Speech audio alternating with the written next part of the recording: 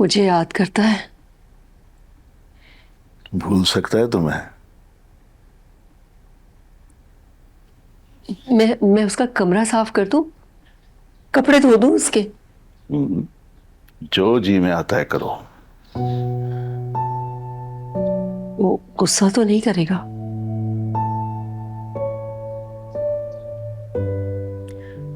खाना ठीक से खाता है? ठीक से खाता है। मैं बनाऊं या बाहर से ले आए, बैठकर खुशी खुशी मजे से खाता है।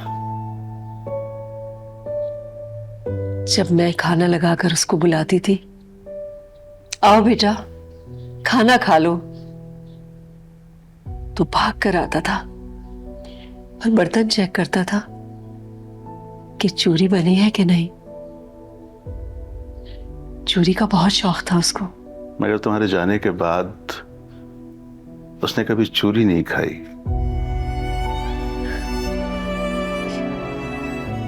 मैंने उसकी मासूमियत छीन ली। मुजरिम हूं मैं उसकी। बेटा, ताकत में किए गए फैसलों की यही बुराई है। तुम्हें नई जिंदगी मिली, उससे उसका बचपन छिन गया। तुम्हें याद है ना, वो बचपन में भी अपने खिलौने नहीं तोड़ता था।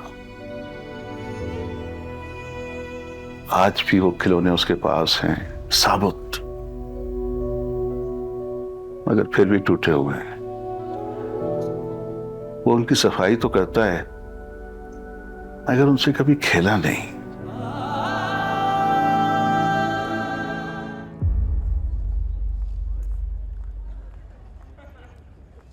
क्या हुआ रोनी? तू ठीक नहीं लग रहा मुझे। ऐसा लग रहा है जैसे ऑफिस आके भी ऑफिस में नहीं हूं, कहीं और हूं। कहाँ है तू? मुझे लग रहा है जैसे मैं अपने घर की दीवार के पीछे छुपा हुआ हूं, इसके यहां ले ले कर रो रहा हूं। अच्छा तू एक काम कर, तू बैठ, रिलैक्स कर। मैं तेरे लिए पानी लेकर आता हूँ। बैठ,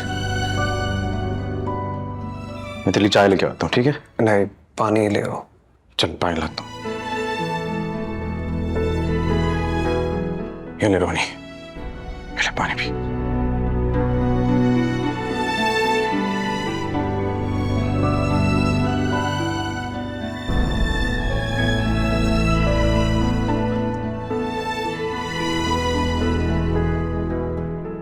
हम बाद में मिलते हैं। अरे रोनी, हुआ क्या है? कहाँ रोनी, कहाँ जा रहा है? बात तो सुन। वाह भाई वाह, और बढ़िया लाडियां लड़ाई जा रही हो भाई मलकानी है। बह जा ऊपर। बहना भी क्यों है? चल चले। मैं आपके साथ नहीं जाऊंगा। क्यों? वो लाहौर से फोन आई है, एक अर्जेंट काम है। 8-10 दिन की छुट्टी लेके आया कर बेगम से, वहाँ भी एक वोट होती है एमपी साहब। अब ऐसी बात भी नहीं है अम्मी जान, आपका बेटा अब आगे 5 साल एमपीए तो नहीं रहेगा। क्या मतलब भाई? घबराने वाली बात नहीं है अब्बा जान, आपके बेटे की गाड़ी पे अब झंडा लगने वाला है। परसों हल्फ उठाने लगा हूं मैं। वाह वाह, और इधर इतनी मजेदार खबर इतनी दूर से दी जा रहा है कि झंडा लगने वाला है। ठंड बढ़ गई है, ठंड बढ़ गई है। और जीता रहा मेरे लाल। वैसे मलक मुश्ताक, जे तू साथ चलता ना तो बड़ा अच्छा लगना था। ना, साथ तो मैं आपके नहीं चल सकता। बख्तावर बहनोई है मेरा।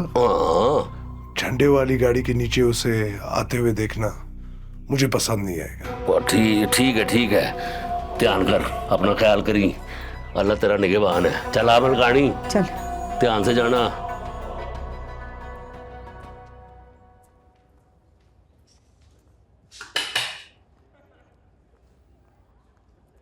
सब चले गए जिब्रान साहब, आप यहाँ क्या कर रहे हैं? कहाँ चले गए? ऑब्वियसली अपने घर चले गए हैं। और ये तुम्हें क्या हुआ, इतने परेशान क्यों? वो मैं रौनक की वजह से बहुत परेशान हूँ। अब क्या किया उसने? कुछ नहीं, काफी परेशान था, बहुत अपसेट था वो। कहीं परी को हीर का तो नहीं पता चल गया? नहीं, ऐसा कुछ नहीं हुआ। शुक्र है। तुमने पूछा नहीं उससे? अजीब सी बातें करने लगा। कहने लगा मैं यहाँ हूँ कि भी यहाँ पे नहीं हूँ, किसी दीवार के पीछे हूँ, रो रहा हूँ, सिसकियाँ ले रहा हूँ। और ऐसा क्यों लग रहा है उसे? मुझे लगता है कि जिस रौनक को हम जानते हैं वो आज ऑफिस आया ही नहीं था। तो फिर कौन आया था जिसने तुम्हें इतना परेशान कर दिया है? आज जो रौनक ऑफिस आया था वो रौनक था जिससे उसका बचपन छीन लिया गया था।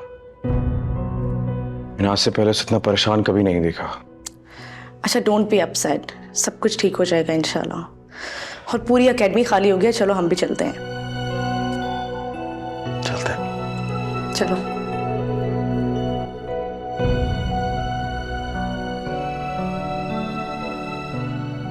रोजाना मैं उसकी पसंद के खाने बना के रखती हूँ, मगर वो खाने भी नहीं आता।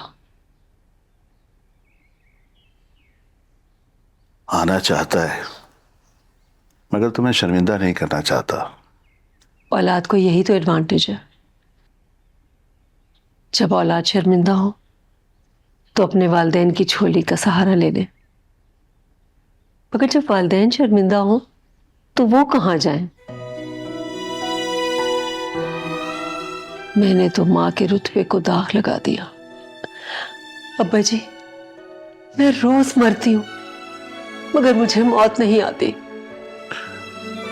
बेटा ऐसा क्यों सोचती हो तुम? तुम्हारे इस फैसले ने मुझे जिंदा रहने की उम्मीद दी है। औलाद के मरने के बाद कोई बाप कितने अरसे तक जिंदा रह सकता है? रौनक के आने से मैं फिर से जवान हो गया हूं। रौनक ने तुम्हें कभी बुरा नहीं कहा, तुम्हें पूरा हक दिया है और मैं भी उसके हक में हूं। तुम्हारा फैसला तुम्हारे लिए बिल्कुल ठीक था। हमें अपने फैसलों को ऑन करना चाहिए। ये हमारी कमजोरी होती है कि हम हक देने से और हक लेने से डरते हैं। बेटा आती जाती रहो, इससे शर्मिंदगी का एहसास खत्म हो जाएगा।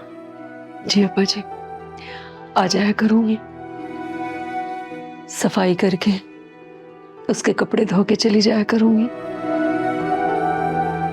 लाओ जी बख्तावर पुत्र जी, ये सड़क वाली जमीन है ना, ये उसके कागजात हैं, संभालो जी, संभो। हाँ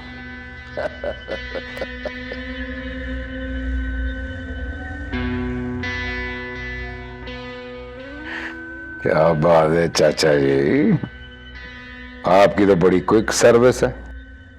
रात फरमाइश की थी और सवेरे चीज हाजिर। बख्तावर पुत्र, बात सीधी सी है, औलाद फरमाइश करे तो बुजुर्ग इस काबिल हो कि फरमाइश पूरी कर सके, तो फिर देर किस चीज की करनी? देर नहीं करनी चाहिए, फिर मुकाओ गल को। हाँ वैसे भी जो है ना कागजात, मैं तो ये समझता हूँ कि इन्होंने बूट हर वक्त कसे होते हैं, ये कहाँ तिजोरियों में टिक के बैठते हैं। चाचा जी आपको बूट उतारने नहीं आए, बख्तावर को बड़ी अच्छी तरह आते हैं। और सिर्फ बूट ही नहीं उतारता मैं, पैर भी जला देता हूँ। हुण दसो, जब आपके पैर जले हुए हों तो कौन चलेगा उससे? चल अम्मा, उधर बैठते हैं। वैसे भी बख्तावर के हाथ माचिस की तीली आ गई है, अपने अपने पांव तो बचाने हैं ना।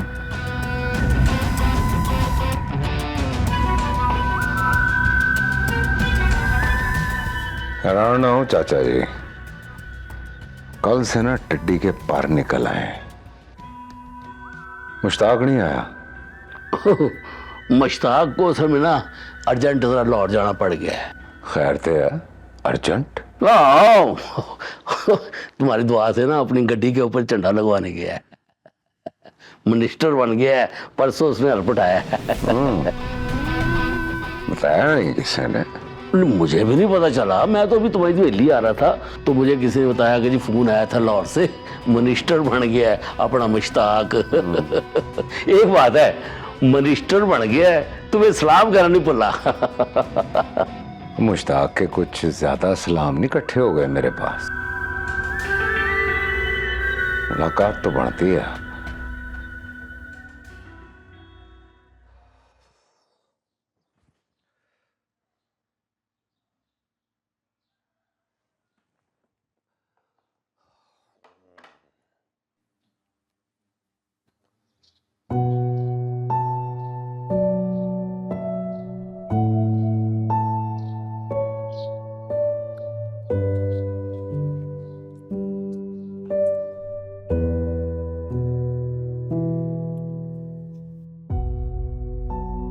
रौनक,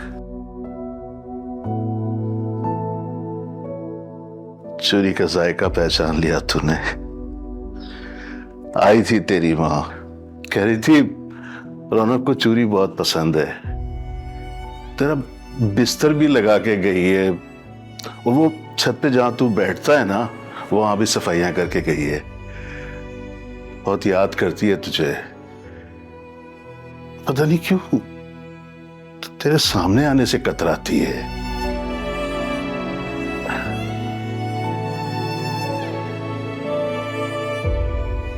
मैं जाके रेस्ट करता हूँ। ठीक है बेटा, ठीक है।